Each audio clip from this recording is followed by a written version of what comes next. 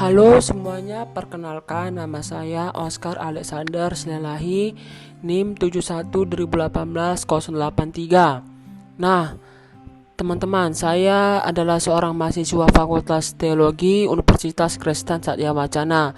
Untuk lebih dalam lagi, izinkan saya mengungkapkan beberapa kata sepatah kata untuk dosen kami. Nah, sekali lagi Bu Iki, terima kasih atas materi-materi yang engkau sudah berikan kepada kami. Semoga materi-materi ini tidak menjadi kami lupakan, dan materi-materi ini bisa menjadi bekal kami sebagai calon hamba Tuhan untuk di kemudian hari. Nah, teman-teman, kita akan bahas lebih dalam lagi, teman-teman. Nah, setelah kami mempelajari teologi komunikasi selama 1 semester ini, ada 2 hal, yaitu tentang gereja dan tantangan media komunikasi dari teknologi dan teori menurut I. Chandra. Kenapa saya bilang ini adalah hal yang paling mengena di dalam pribadi saya? Karena semakin berkembangnya zaman di setiap tahun, pastilah gereja harus bisa menguasai terlebih dahulu teknologi tersebut. Karena jikalau gereja tidak dapat menguasai teknologi yang semakin tambah atau semakin berkembang setiap tahun, saya yakin gereja tersebut pastilah tidak dapat maju untuk kedepannya. Setelah saya mengikuti kelas ini selama 1 semester, pertumbuhan yang saya rasakan pada saat di dalam kelas ialah saya sangat prihatin ketika gereja tersebut tidak bijak dalam menguasai teknologi tersebut, dan saya ingin gereja itu harus cepat dan tanggap dalam hal teknologi yang terlebih dahulu, karena inilah yang paling penting bagi saya sendiri. Nah, di sini kita sudah tahu di dalam sebuah teknologi ini ada banyak ruangan publik yang bisa kita pakai untuk berkomunikasi dengan jemaatnya. Seperti contohnya ialah WA, Instagram, Facebook, ataupun YouTube. Jika kita sudah bijak dalam menguasai ruangan publik seperti ini, pastilah kita menjaga etika komunikasi yang ingin kita bicarakan kepada publik.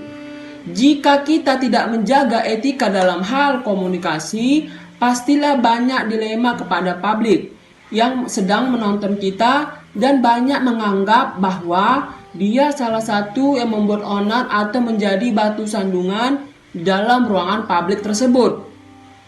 Untuk menghindari hal seperti ini dapat membantu saya jikalau saya nanti ke depannya yang ingin menjadi seorang calon pendeta yang terjun langsung dan berkomunikasi dengan jemaat yang ada di sekitar saya kelak. Nanti saya harus betul-betul menjaga omongan saya, karena bagi saya sendiri, jika kita tidak jelas berkomunikasi di dalam ruangan publik yang kita gunakan, orang lain yang sedang menonton kita sangat bingung arahnya mau kemana dan tujuannya seperti apa. Saya yang kedepannya menjadi pelayan Tuhan di gereja dan juga melayani jemaat, semuanya saya harus bisa menciptakan kondisi yang aman dan nyaman, sehingga jika saya sudah berhasil membuat kondisi seperti ini tidak penuh hal-hal yang dengan namanya berbau tentang kontroversi dan saling menghargai, pastilah berkat Tuhan sangat melimpah bagi kita apa yang kita inginkan buat kedepannya.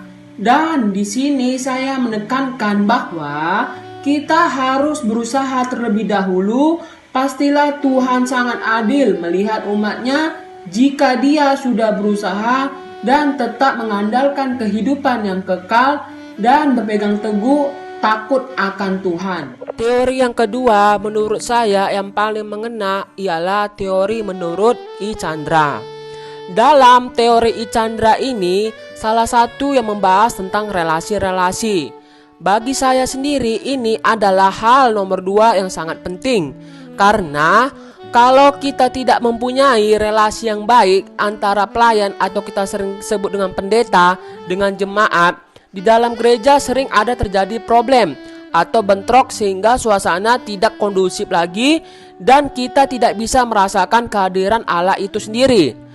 Pertumbuhan yang saya rasakan ketika di dalam kelas untuk membantu saya sebagai calon pendeta yang kedepannya mau melayani Tuhan dan melayani jemaat, saya tidak ada namanya mengenal bergaul dengan sesama orang kaya ataupun sesama orang miskin.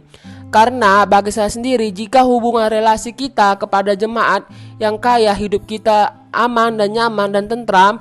Dan bagi saya sendiri pun juga melayani bukan hanya untuk mendapatkan uang, tetapi bagaimana jemaat itu selalu berpegang teguh kepada Tuhan dan menumbuhkan kualitas imannya, supaya setiap ada pergumulan yang terjadi dengan imannya tidak dapat digoyahkan, apalagi dihancurkan oleh kuasa-kuasa yang jahat. Di sini saya sendiri, mereka itu sama di hadapan Tuhan, dan saya juga sudah berjanji di hadapan Tuhan melalui hati saya yang paling dalam, jikalau jemaat ada yang mau membutuhkan pertolongan atas apa permasalahan yang dihadapinya, saya selalu mendengar dan datang langsung untuk menemui jemaat tersebut.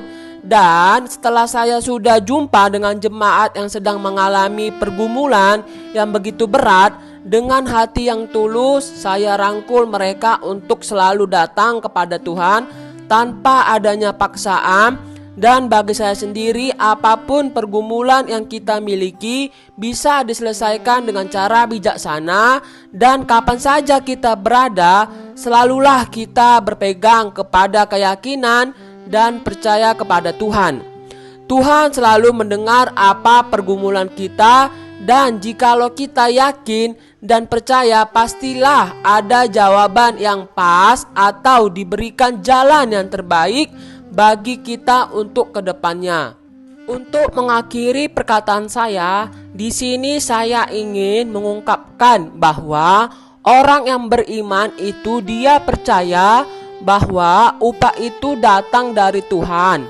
Dan refleksi saya sendiri yang menjadi seorang pelayan Tuhan untuk kedepannya, saya itu harus mempunyai attitude yang baik, dan saya mengambil firman Tuhan, dan firman ini akan saya pegang sampai kapanpun saya masih hidup untuk melayani Tuhan. Firman ini tertulis di dalam kitab 1 Timotius 4 ayat yang ke-12. Bunyinya seperti ini: jangan seorang pun menganggap engkau rendah karena engkau rendah. Jadilah teladan bagi orang-orang yang percaya dalam perkataanmu, dalam tingkah lakumu, dalam kasihmu, dalam kesetiaanmu, dan dalam kesucianmu.